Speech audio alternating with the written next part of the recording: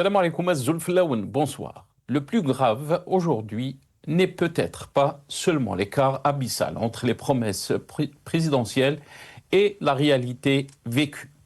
Le plus grave est le tournant brutal qu'a pris la gouvernance du pays, la fermeture quasi totale du champ politique et l'avènement d'une logique dangereuse, binaire et destructrice. Vous êtes avec nous ou vous êtes contre nous? Ce glissement n'est ni anodin ni conjoncturel. Il marque une rupture profonde avec l'esprit même du préambule des engagements de Tebboune, qui reconnaissait pourtant l'existence d'une crise de gouvernance et d'une crise de confiance entre un pouvoir despotique et des citoyens opprimés. Au lieu de réparer cette fracture, le pouvoir l'a institutionnalisée. Le débat politique a été étouffé, les espaces d'expression ont été fermés ou vidés de leur substance. Les partis sont marginalisés, la société civile muselée, les voix indépendantes disqualifiées. La pluralité d'opinions, pourtant essentielle à toute nation stable, est désormais perçue comme une menace. Critiquer est assimilé à s'opposer, s'opposer est assimilé à trahir. Cette logique est d'autant plus dangereuse qu'elle dresse les Algériens les uns contre les autres. Elle divise artificiellement la société entre patriotes autoproclamés et citoyens soupçonnés d'arrière-pensée, entre loyaux et suspects, entre ceux qui soutiennent et ceux qu'il faut neutraliser. Ce n'est plus le débat d'idées qui structure l'espace public, mais la stigmatisation et l'exclusion. Or, une nation ne se gouverne pas contre son peuple, encore moins en fragmentant son tissu social. La cohésion nationale ne se décrète pas par la peur, ni par la disqualification morale de l'autre. Elle se construit par l'inclusion, le dialogue et la reconnaissance de la diversité des opinions. Le paradoxe est cruel. Au nom de la stabilité, on fragilise l'unité. Au nom de la souveraineté, on affaiblit la confiance. Au nom de l'ordre, on installe une crispation permanente. En fermant le champ politique, le pouvoir ne neutralise pas les tensions, il les accumule. Il ne résout pas la crise, il la rend plus profonde et plus dangereuse.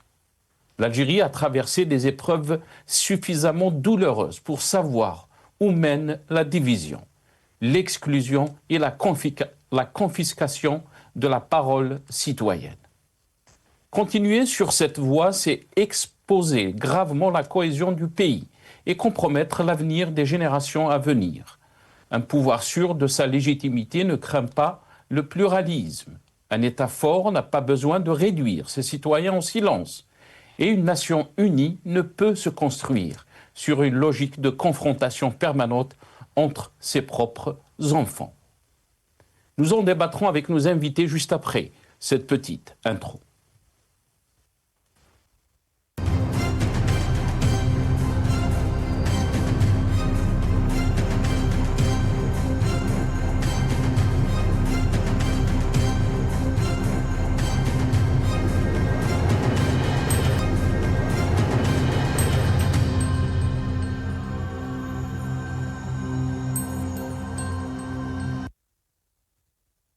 Algérie, quand l'exclusion remplace le débat, les impasses du pouvoir, c'est le titre de notre émission pour ce soir. Et pour en parler, j'ai le plaisir d'accueillir dans cette émission Mohamed Amzian Rahmoun, représentant de Riposte International, une ONG qui se bat donc et qui défend les libertés et les droits de l'homme. Il est avec nous donc via Skype depuis Londres. Mohamed Amzian Rahmoun, bonsoir. Merci beaucoup d'avoir accepté l'invitation. Az-Zulfillah. Bonsoir Nassar, je salue votre invité et je salue tous les téléspectateurs. Merci pour l'invitation. Merci beaucoup Mohamed Amzian Rahmoun d'avoir accepté l'invitation. Très content aussi d'avoir avec nous ce soir Azdine Toumi, militant politique. Il est avec nous depuis Alger par téléphone. Azdine Toumi, bonsoir. Merci beaucoup d'avoir accepté l'invitation. Azoul Filaxi Azdine. Bonsoir Nassar, bonsoir à Mohamed Amzian, bonsoir à tous les téléspectateurs. Merci à vous de m'avoir invité. Merci beaucoup Azdine, merci d'avoir accepté l'invitation. D'abord, on va essayer de revenir sur la situation que traverse, la situation politique que traverse notre pays. Hier, on a soulevé la question des libertés, la question des droits de l'homme, mais comment aussi ça a été cette année, politiquement, pour les partis d'opposition, pour les militants politiques. On va essayer de décrypter la situation, mais aussi quelle perspective dans un climat pareil. On va d'abord vous passer cette vidéo, soundbite to nos amis de la régie, si c'est possible. On va juste regarder la vidéo Tebboune. Donc, ces déclarations de traître intérieur. Et je reviens à mes invités juste après. يكونوا حذرين لأن دخلنا في مرحلة نتاع غيرة كبيرة من الجزائر والبعض يتخوف من استيقاظت الجزائر وصبحت الجزائر قائمة بنفسها هادشي ما يساعدهمش إشاعات ونتعاونوا مع بعض على خاين الدار لأن تاع برا قال هالسي بومدين قال منين تسبني الدولة الفلانية نرقد مهني نعرف راني في الطريق الصحيح تاع الداخل التخريب تاع الداخل هو اللي صعيب كونوا تكون عندكم تاني نتوما الرؤية الواضحة على بلادكم. Voilà, on parle donc de Khaïn Dar, Dakhel, mais aussi on revient sur ces déclarations, sur la moralisation de la politique. Et souvent, dans son discours, Majid Tebboune a parlé de la Hisaba, donc de l'ère de Bouteflika, Rabbi Rahmou. On écoute Majid Tebboune. أخلقت الحياة السياسية، أخلقت الحياة الاقتصادية، أخلقت الحياة داخل المجتمع. هذه رانا معها. خدينا نصوص في البداية، نصوص اللي كانت تبان ردعية وهي كانت عمدا يعني ردعية حتى نبتعد عن الشتايم ونبتعد عن الإثارة ونبتعد عن حتى الكذب. بالنسبة للحياة السياسية كان لابد مادام التزمت أنا آنذاك باش نفتح الباب للشباب باش يستلم الحكم. الانخراط في الحياة السياسية. لازم ينخرط في الحياة السياسية ويناضل وياخذ تجربة اللي تسمح له غدوة باش يصبح في قمة بعض المؤسسات. ذاك علاش بالنسبة للقانون الانتخابات فتح آفاق كبيرة في أخلاق. Voilà, Akhlaqat al-Hayat Siyasiya. Mohamed Mziana Rahmou, je vais commencer cette émission avec vous. Bien sûr, souvent, le chef de l'État, Majid Tebboune, revient donc sur l'ère de Bouteflika, qu'il a qualifié de crise de gouvernance causée par l'incompétence, la négligence, la corruption, la cupidité, le gaspillage des fonds publics et un conflit générationnel. Mais aussi une crise de confiance qu'il y avait entre l'autorité mais aussi et ses citoyens qu'il considérait comme donc étaient opprimés et désabusés. Comment peut-on qualifier la situation politique que vit notre pays 6 ans après donc l'avènement de Abdelmajid Tebboune et après donc cette rupture entre guillemets qui s'est passée après 2019? Vraiment changé, que ce soit à l'époque d'Abdelmajid Tebboune, que ce soit maintenant. Là, certainement qu'il y a eu des conflits d'intérêts importants qui a fait qu'à l'époque d'Abdelaziz Bouteflika, Allah yarhamou, il y a eu quand même cette restructuration du service de renseignement qui a chamboulé les contre-pouvoirs à l'intérieur même du régime algérien. Ça, c'est une donnée importante sur le plan pour comprendre les équilibres, si on veut. Mais est-ce que la nature du régime a changé de son caractère du fait que c'est toujours l'armée qui décide du tenant et des aboutissants, enfin du moins des décisions les plus importantes? Je ne pense pas. Et les réalisations qu'on est en train de voir, c'est des budgets faramineux donnés justement au ministère de la Défense que nous avons justifié certainement vu le contexte, mais n'empêche que ça donne un peu plus de force à l'institution militaire. Mais est-ce que nous remarquons qu'il y a plus de liberté, plus d'exercice démocratique? Je ne pense pas. Si nous allons comparer les deux époques, enfin, c'est tout récent, on ne peut même pas parler d'époque, c'est juste l'ère Bouteflika. Les Algériens pouvaient critiquer un peu plus librement que la période de Tebboune, même Hmm. sur le plan de la vie du quotidien des Algériens. Et on est en contact avec nos concitoyens. Beaucoup d'Algériens pensent que malheureusement, c'est ça le constat. Beaucoup préfèrent la période de Bouteflika par rapport à cette période. Malgré que c'est faux sur le plan rationnel quand on analyse, on ne peut pas dire que la période Bouteflika est rayonnante parce qu'il y a plusieurs éléments d'analyse qui disent le contraire, à l'exemple donc des attaques contre les institutions. Il y a pas que l'institution sécuritaire qui a été visée, même il y a eu pratiquement toutes les institutions étaient en délabrement. Il y a les phénomènes de corruption, mais les Algériens pensent que comparativement, ils se sentent plus à l'aise pendant la période de Bouteflika. Ce qui remet en cause ce discours légitimiste du président Abdelmadjid Tebboune, qui effectivement tient toujours cette référence pour se légitimer. C'est-à-dire que c'est comme si c'est eux qui ont sauvé l'Algérie, alors que non. Abdelmadjid Bouteflika a pris combien de mandats et je n'ai mis à part le cinquième mandat, où effectivement il y avait donc si vous voulez, un clan dans le régime algérien a suivi, a essayé de récupérer le Hirak, et c'est ça ce qui est arrivé quand même. Donc il y a un clan du régime algérien qui a récupéré ce Hirak pour asseoir son pouvoir, mais n'empêche, Hmm. pendant 4 ans, il n'y a pas eu réellement, disons, des velléités anti-pouvoir à l'intérieur même du régime.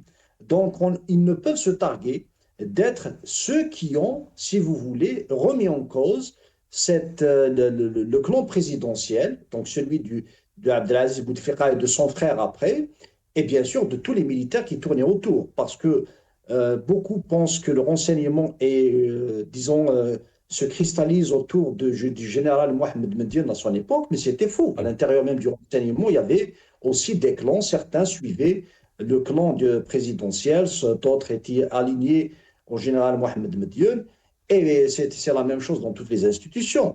Et là, nous sommes en train de nous rendre compte qu'il y a une aile radicale du régime algérien qui tient les rênes du pouvoir, Hmm. qui sont en train toujours de continuer dans cette lancée en pensant que la fermeture, faire peur, qui est bien évidemment en invoquant d'une manière objective, certes, qu'il y a des dangers qui guettent l'Algérie, ça personne ne peut dire le contraire, mais la question qu'il faut se poser, d'une manière rationnelle, est-ce que la nature du régime, les choix qu'ils font, n'exposent pas l'Algérie à une Très bien. dislocation sociale? Hmm. Très bien. Donc, Reste avec nous, Mohamed. Oui, vous voulez continuer? non, non, c'est Vous bon. voulez Je finir laisse la votre... parole. Ok. Restez avec nous, Mohamed Amziad Al-Rahmoun. Je salue un peu nos Euh, passants. On va donner la parole à Asdin Toumi. Avant de vous donner la parole à Asdin Toumi, on va écouter aussi dans ce passage les déclarations du chef de l'État, Majid Tebboune, qui a parlé d'une démocratie responsable, celle des institutions. On l'écoute.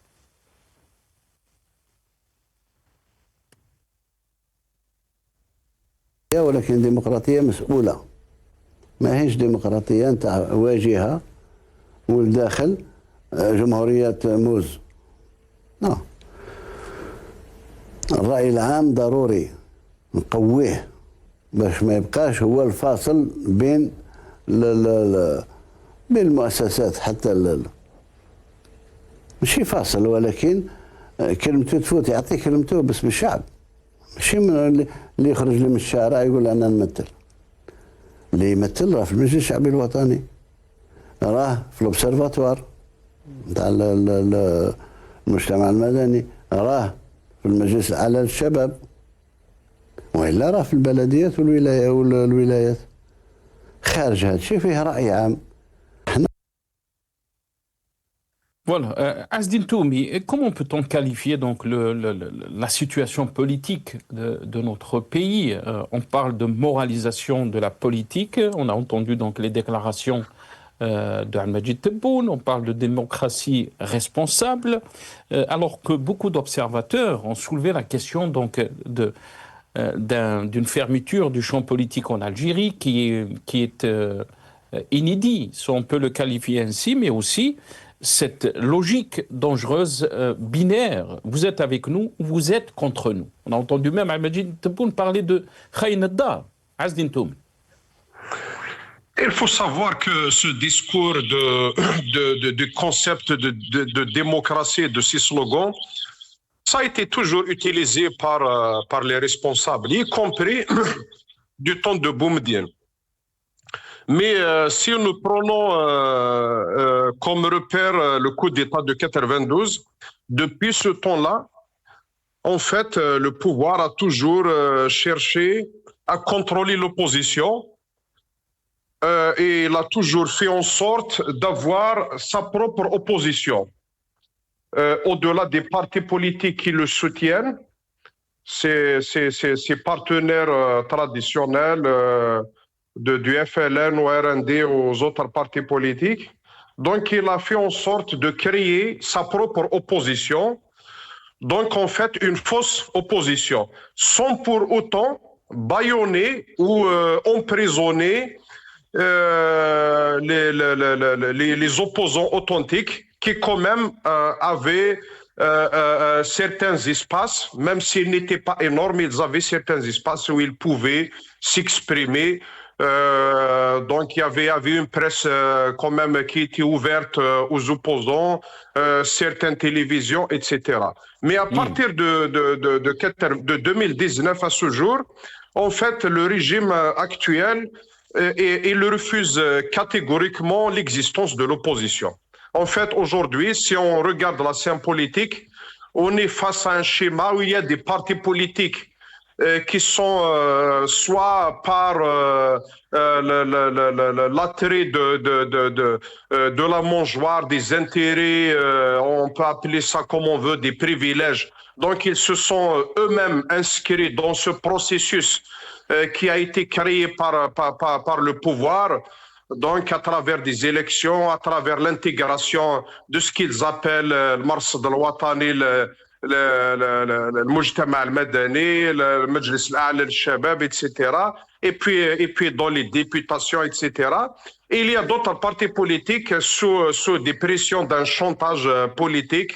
D'abord un double chantage, le chantage du pouvoir, qui est les menaces de dissolution ou de disparition pure et nette, et la base militante qui a besoin de se créer des espaces pour militer, pour être représentés dans les assemblées, etc. Donc ces partis-là se sont vus donc contraints de rejoindre aussi ce processus. Donc, après l'opposition, il n'y a plus d'espace où elle puisse exister. Donc, aujourd'hui, on est face à cette réalité amère, à ce recul dans les libertés, à cette inexistence d'une vie politique normale dans notre pays et cette absence, malheureusement, d'un contrepoids qui peut ramener les contradictions, qui peut ramener les débats dans leur vrai contexte, qui peut ramener sur la table des questions pour des débats importants, des questions qui sont importantes et essentielles pour l'avenir de notre pays. En absence de cette contrepartie, ça va être le risque de l'effondrement total. Donc, on a des institutions complètement discréditées, une classe politique complètement disqualifiée, donc qui a été rejetée par le Hirak, même après le Hirak, à travers une abstention massive et record des élections. Donc, tous ces repères-là donc laissent notre pays donc dans une espèce de situation où le pouvoir impose une feuille de route. Donc il met le peuple algérien devant le fait accompli et où l'opinion publique est réduite à des observateurs en fait. Donc l'opinion publique est réduite à être observatrice de ce qui se passe. Donc voilà la situation. Donc, Azdin Toumi? oui, vous m'entendez? Là, on vous entend, oui.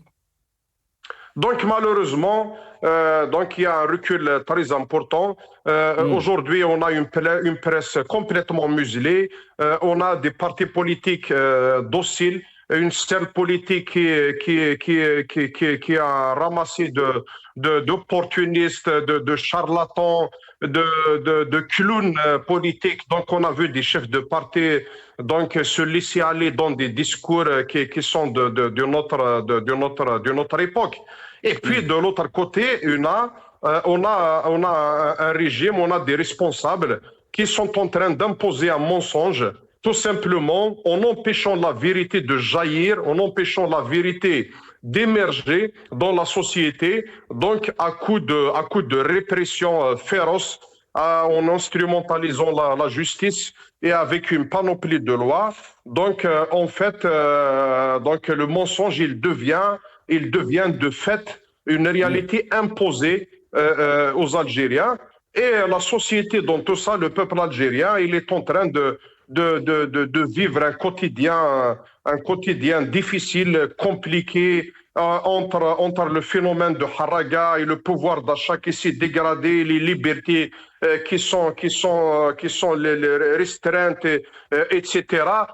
Donc on a une société qui est en train petit à petit de se désintéresser de tout ce cirque qui est en train d'être organisé par le régime. Donc le fossé est en train de s'approfondir entre une société qui a demandé un changement, qui avait espéré avoir des changements profonds et radicaux et qu'il y ait une rupture avec les anciennes pratiques, avec les anciens régimes, avec les anciens schémas politiques qui étaient complètement dépassés par le temps. Donc un schéma politique qui avait mené un chef d'État malade, etc., vers un 5e mandat. Et aujourd'hui, on a un pouvoir qui est dans la continuité justement de ce système qui ne veut pas aller vers un changement et qui est en train de s'imposer avec des passages avec force en organisant des simulacres d'élections et en imposant un mensonge, comme je l'avais dit, en empêchant la vérité de jaillir. Très bien, restez avec nous, Azdine Toumi. Mohamed Abzian Rahmoun, d'abord on va écouter, parce que Majid Tebboune en avait parlé hier concernant donc les 54 engagements, et parmi ces 54 engagements, parler le 7e engagement surtout, le président donc s'est engagé à renforcer la démocratie participative, où le citoyen est acteur et objectif ultime. Malheureusement, on n'a pas vu cette démocratie participative. Le problème qui se pose en Algérie, comme Azdine Toumi l'a dit, et vous aussi, Mohamed Abzian Rahmoun, c'est cette évolution de la répression, de l'approche sécuritaire concernant donc tout ce qui touche à la politique. D'abord, on va écouter dans cette vidéo Anestina, qui est très connue, et que sa vidéo a été vue par des millions d'Algériens. Il a critiqué un peu l'ENTV et bien sûr sa façon de traiter donc l'information, mais aussi sa fixation sur les problèmes du Maroc. Il a été aussi très critiqué, si on peut dire, par ceux qui soutiennent un peu ce régime ou ce pouvoir. Et bien sûr, Anestina, il était très clair dans la vidéo. Il a dit que nous aimons cette Algérie, nous aimons ce pays. C'est pour ça qu'on est en train de dénoncer ce dysfonctionnement, ces politiques qui ne fonctionnent pas. On va d'abord l'écouter et je reviens à vous juste après. حبيت نرد على بعض من الناس كي هضرت البارح مازالهم دائما يغلطوا ويعتقدوا باللي اذا هضرت ولا انتقدت معناها راك مع اعداء الوطن. وانا شخصيا على كل حال هذه حاجه اللي عانيت منها لاكثر من 10 سنوات. كل ما نجي نهضر عفسها ولا يكلاسيوك مع اعداء الوطن. اي سي بور سا اللي حبيت انايا نزيد نوضح لهاد الناس هادوما باللي مستحيل نكونوا كونتر بلادنا. اذا انتقدنا حاجه والله العظيم غير ما ينطقنا عليها هاد الحاجه هادي غير الغيره على بلادنا. وكي نقول على بلادنا رانا على الوطن ومام الدوله تاعنا والمؤسسات تاعها. Voilà. Mohamed Mzian Rahmoun, yani cette évolution de monter les Algériens ou dresser les Algériens les uns contre les autres est très, très dangereuse. Vous êtes avec nous, vous êtes contre nous. On a entendu dans ce passage Anestina et beaucoup de militants politiques, beaucoup de militants des droits de l'homme sont dans cette logique, dans cette posture. Mohamed Mzian Rahmoun. Et constructive, qu'elles ne plaisent pas au régime ou qu'elles ne plaisent pas à des individus, à des partis politiques, ils doivent être intégrés dans un système démocratique. Au contraire, si on veut réaliser la démocratie participative, c'est la critique et le débat contradictoire est un élément de cette démocratie participative.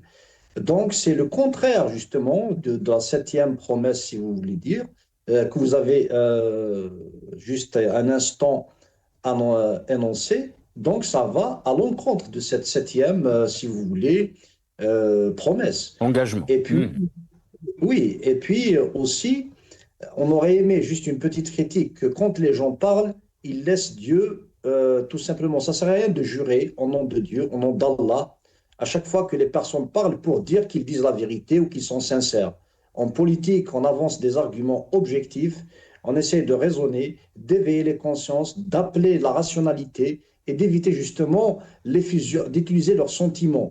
Et comme j'ai toujours essayé de défendre la thèse de la rationalité, nous sommes dans un monde, il est régi par l'émotionnel et malheureusement, beaucoup d'Algériens peuvent être trompés par des discours manipulateurs. Ils peuvent accuser leurs propres frères, tout simplement, d'être des traîtres de l'Algérie parce qu'ils n'arrivent pas à utiliser tout simplement leur esprit critique. Or, l'esprit critique dans l'éducation nationale n'a pas été, si vous voulez, au centre de l'encadrement pour que l'Algérien puisse avoir un esprit critique, ne pas gober n'importe quoi, essayer de pondérer, de mesurer. Et le système a fait en sorte justement pour qu'on puisse avoir une école tout simplement qui est consommatrice d'informations, mais qui n'essaie pas justement de relever le débat, la critique, etc. C'est pour ça aussi que nous vivons dans un pays, malheureusement, il est comme ça. Et pour avancer, je pense que comme la situation elle a été soulevée par bon nombre d'observateurs, il a été rappelé aujourd'hui par Azdin Toumi, vous l'avez rappelé vous-même, et bon nombre de critiques aussi, et pratiquement, je me souviens, ça fait plus de pratiquement une année que je parle du retour des extrêmes droites, des enjeux internationaux, de la lutte vers les richesses, et l'Algérie, au jour d'aujourd'hui, malheureusement, le régime algérien est en train d'exceller dans les erreurs, que ce soit, nous l'avons vu par le recul diplomatique, je pense qu'il en est conscient, et même sur le plan intérieur, alors qu'il fallait gagner sa société, il fait le contraire. Et je me souviens d'une petite histoire dans l'Union soviétique de l'époque stalinienne, où un jeune adolescent a dénoncé son propre père. Il a été pris pour héros parce qu'il a dénoncé son propre père par les communistes de l'époque. Donc, allons-nous aller vers une Algérie où un frère va dénoncer un frère, où un enfant va dénoncer son père, une sœur dénonçant un frère? Et bien évidemment, est-ce que c'est ça l'Algérie qu'on veut? On dirait qu'on sort directement d'un film de science-fiction, Star Wars, où c'est la lutte entre le bien et le mal, le côté obscur de la force, qui est représenté par un accès au pouvoir par un dictateur, et la foule applaudissait. Donc, il faudrait un tout petit peu, je pense, calmer le jeu de tout ce qu'on est, de cet environnement de tension, au contraire, qui peut ne pas échapper au contrôle du pouvoir. Parce que s'ils pensent détenir les clés de l'Algérie, ils se trompent. Il y a beaucoup de forces dans le monde agissantes, et si la population sort dans la rue et est non maîtrisable, il va avoir la responsabilité historique de ce que l'Algérie va subir, et nous avons vu des expériences de différents pays. Et c'est pour ça que je place la responsabilité première du régime algérien dans tout ce qui peut se passer et ce qui se passe actuellement, et je l'invite toujours à revenir à l'apaisement, à utiliser des politiques d'apaisement, parce que ces conseillers qui appellent le régime à la radicalité, ce n'est pas eux qui vont payer.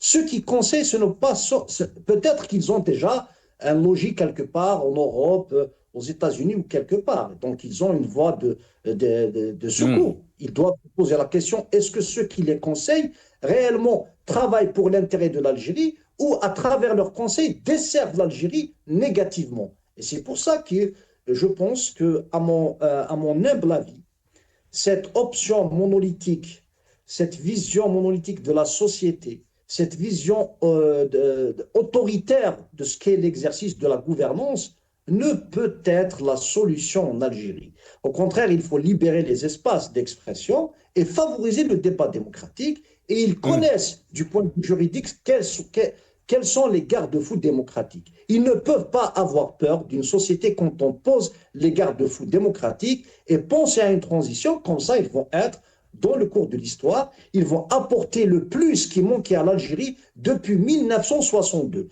Que dis-je? Depuis l'assassinat des berbéristes.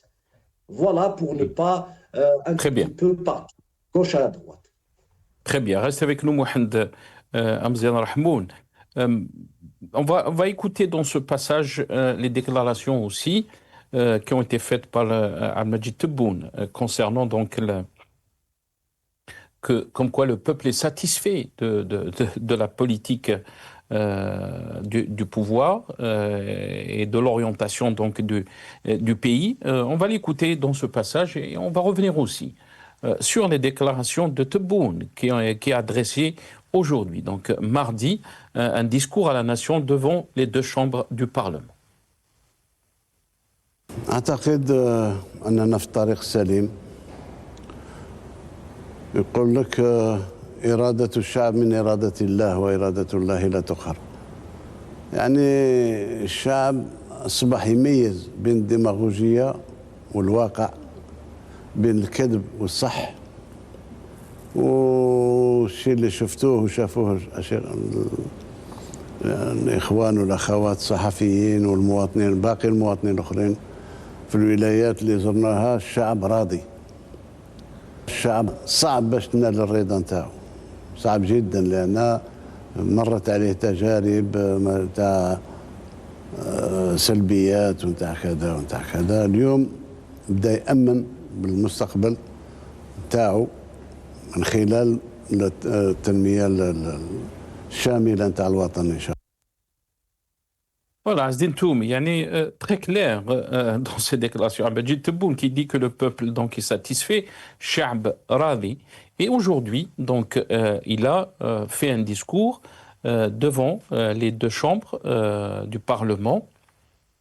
Et, je le cite, j'ai l'honneur de m'adresser au peuple algérien et à l'opinion publique nationale à travers leurs représentants, ce qui reflète la volonté politique dont nous écarterons pas, concrétisant ainsi strictement nos engagements depuis que j'ai eu l'honneur de recevoir la confiance du peuple généreux, a déclaré donc Al-Majid Tebboune. Nous nous sommes engagés à nous adresser au peuple algérien fier à travers vous, et d'ajouter, je me suis engagé depuis cette tribune à un dialogue politique avec les partis et je reste attaché à cet engagement comme je l'ai déclaré et expliqué à certains présidents de partis que j'ai reçus.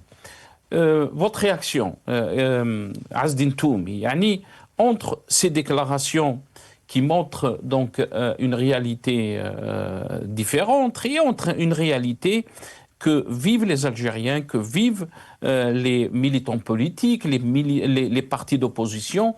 Quel est votre constat de ces déclarations, Azdine Toum?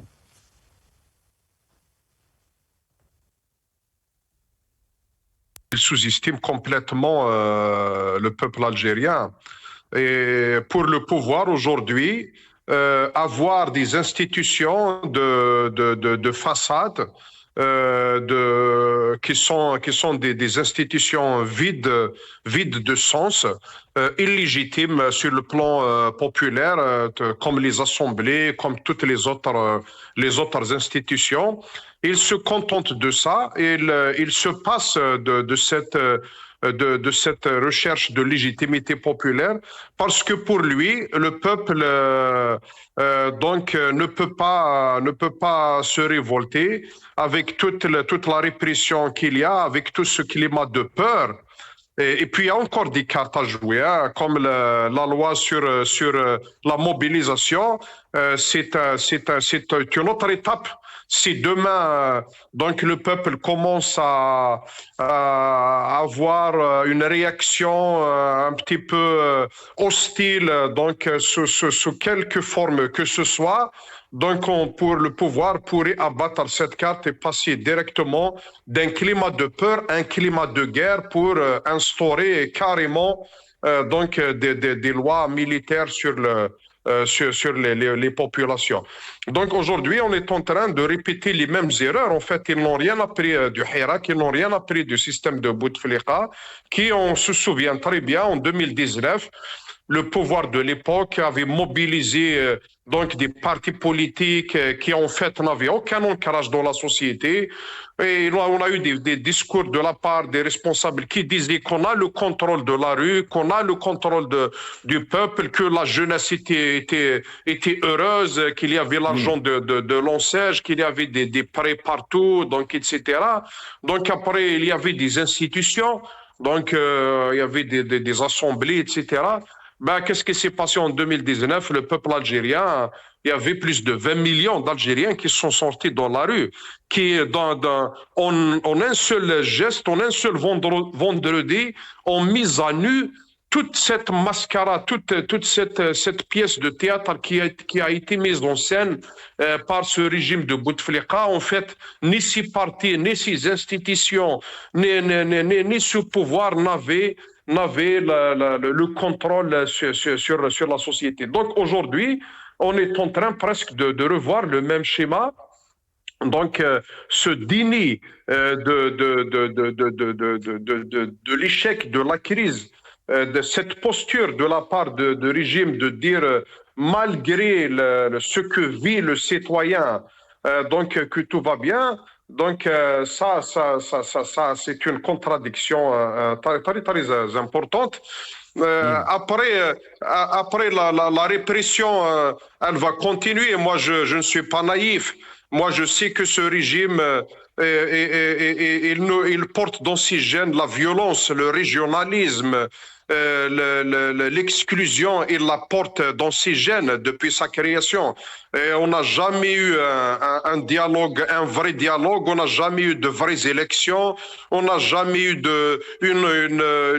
une bonne volonté de la part du régime d'aller vers les réformes réel, vers la démocratie, etc. Donc aujourd'hui, s'il parle sur ce dialogue, ça va être comme ceux de notre époque. Donc ça va être un dialogue qui va rassembler le pouvoir avec ses partis politiques à lui, donc qui était là, il était en train de les préparer depuis des années déjà, donc pour arriver à la constituante qu'on voit aujourd'hui. Donc des partis politiques complètement soumis, complètement dociles. Donc ça va être en fait un dialogue du pouvoir avec lui-même, parce que l'opposition est exclue. Tous les militants qui sont libres, etc. Moi, je croirais à ce dialogue quand il y aurait sur la table de négociation un Karim Tabou, un Fodil Boumala ou un Mohsin Blabès ou les opposants qui sont à l'extérieur, etc.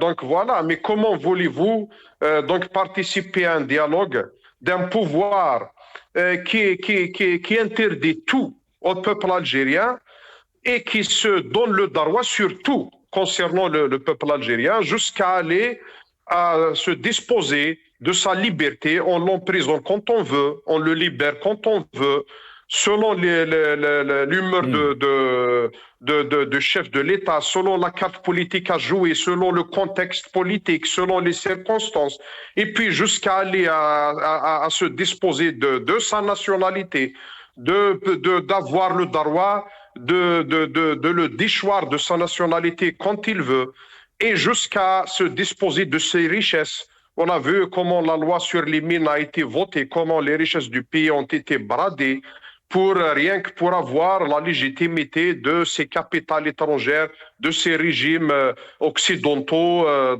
qui sont les grandes puissances.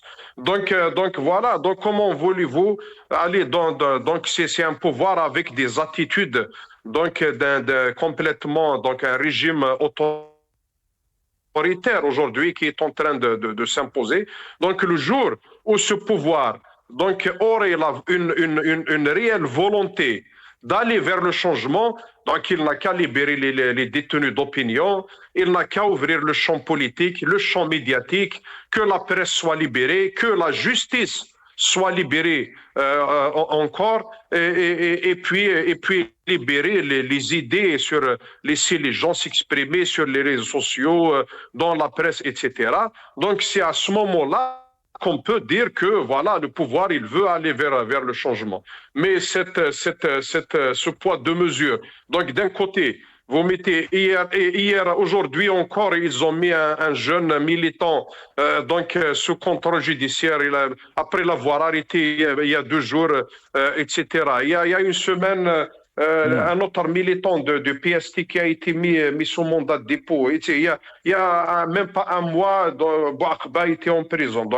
Donc après le reste, ce n'est que des slogans. Moi, par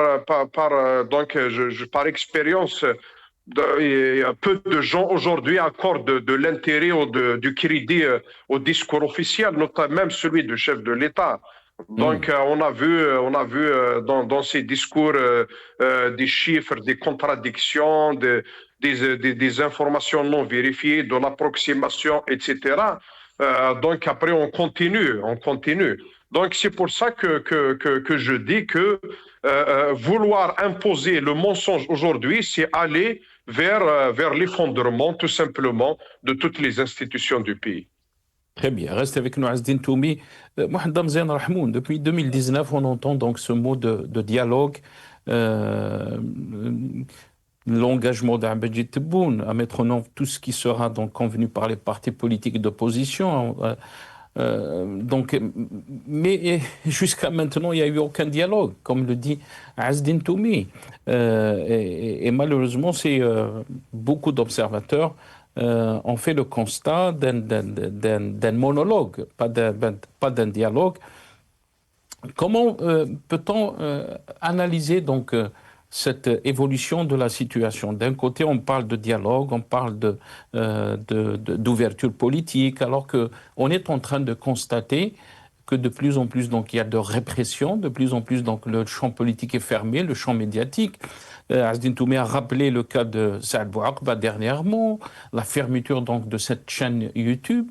Comment vous voyez les choses évoluer avec ces contradictions qu'on est en train d'observer, Mohamed Damzen Rahmoun? Oui, entre le discours et la réalité, il y a un fossé, mais personne ne peut être dupe, que ce soit en Algérie, que ce soit à l'extérieur de l'Algérie. Je ne parle pas des opposants algériens à l'extérieur, je parle tout simplement des autres pays, des partis politiques. Tout le monde observe. Et bien sûr, même les plus avisés, c'est-à-dire ceux qui savent qu'il y a des dangers qui guettent pas uniquement l'Algérie, mais toutes les nations riches. Même eux, effectivement, ils ont remarqué cette nature très, je dirais, autocratique, tout simplement, autoritaire du régime algérien depuis 2019 à ce jour. Et c'est pour ça que je ne vois pas pourquoi ils persistent dans leur attitude, d'autant plus que ça peut effectivement aller vers une explosion. Et je l'ai signalé précocement, je dirais, lorsqu'ils ont parlé de la mobilisation générale, j'ai dit que c'est une loi préventive, mais est-ce que ça va marcher même, cette loi préventive?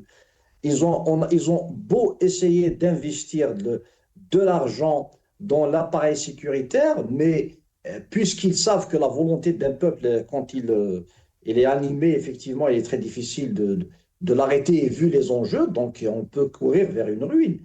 Et la plus grande contradiction que je peux signaler, c'est la libération de Boualem Sansal et Belrif, alors que des détenus d'opinion qui n'ont pas dit quelque chose d'énorme relativement à ces deux, alors que ces deux sont libérés, alors que Boualem Sansal, alors que les autres détenus d'opinion sont toujours complices en prison. Et c'est pour ça que ces incohérences, justement, font que le discours officiel ne peut pas être vraiment perçus d'une manière sérieuse. Donc il y a des écarts, et ces écarts remettent en cause le discours officiel. Il y a aussi le vécu des Algériens. Entre les chiffres macroéconomiques et la réalité que vivent les Algériens au quotidien, il y a aussi un fossé. Entre les promesses d'ouvrir un dialogue sincère avec tous les éléments, si vous voulez, parce que là, quand il parle, il faudrait qu'il parle d'opinion publique, mais je sens, je remarque, pas je sens, je remarque, c'est comme si les Algériens ne sont pas pris au sérieux, c'est comme si les Algériens n'étaient pas capables de créativité ou de réflexion. Alors, je peux vous assurer que le nombre de personnes que, pour ma petite expérience que j'ai, et qui ne sont pas dans des partis politiques, qui n'ont jamais fait de carte dans des partis politiques, et ils sont juste des militants sincères, ils ont une intelligence extraordinaire, un sens de l'analyse et très très poussé, et ils ne cherchent même pas à se faire connaître. C'est pour vous dire que la réalité des Algériens, d'ailleurs la preuve en est, nous avons pu vaincre la France par une guerre avec peu de moyens, avec beaucoup d'intelligence, une diplomatie efficace, des stratégies de guérilla, la zone autonome d'Alger, comment elle a été gérée. Donc le peuple algérien a démontré durant son histoire qu'il était capable d'ingéniosité. Et bien évidemment, même après l'indépendance.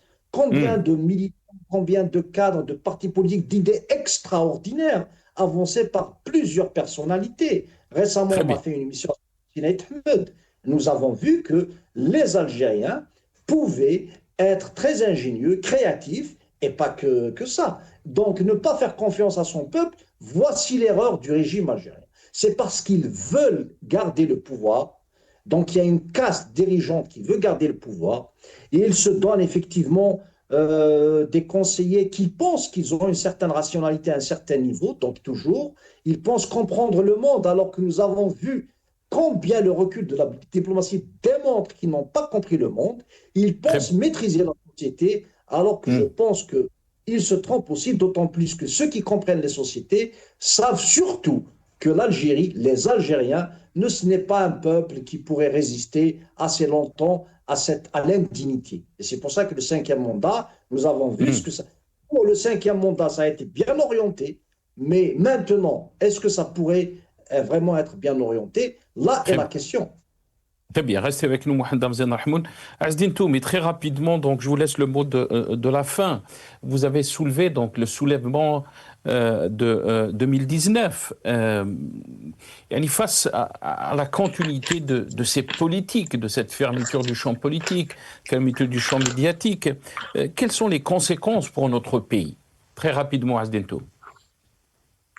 En tout cas, si le pouvoir il persiste dans ce verrouillage, dans le mensonge et dans le déni, dans le mépris du citoyen, donc forcément ça va aboutir à l'effondrement des institutions. Et le danger, il est là. Au moment où l'Algérie doit se donner les moyens de résister, de se mettre dans une position de force pour s'imposer dans son environnement immédiat, régional ou mondial, on a un pouvoir qui est en train de fragiliser le pays, qui est en train de l'épuiser, autant à l'intérieur qu'à l'extérieur, et donc ça constitue un véritable danger pour notre pays. Merci beaucoup, Azdine Toumi. Merci donc à mes invités. Mohamed Damzien Rahmoun, représentant de Riposte International. Vous étiez avec nous depuis Londres. Merci à vous. Merci, Azdine Toumi, militant politique. Vous étiez avec nous par téléphone depuis Alger. Merci à vous, chers téléspectateurs, d'avoir suivi cette émission. Ya'atikum saha. Bqaw ala khair.